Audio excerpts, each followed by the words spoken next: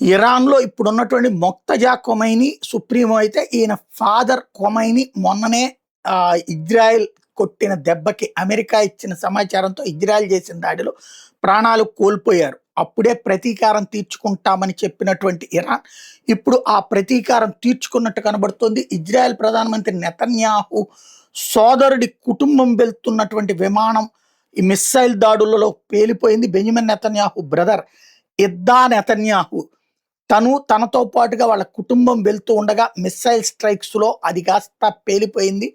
దాంతో అక్కడే ప్రాణాలు విడిచారు. దాంతో ఇజ్రాయెల్ ప్రధానమంత్రి నెతన్యాహు కుటుంబాన్ని అంటే రక్త సంబంధాన్ని, కుటుంబ బంధువుల్ని కోల్పోయినట్టయింది.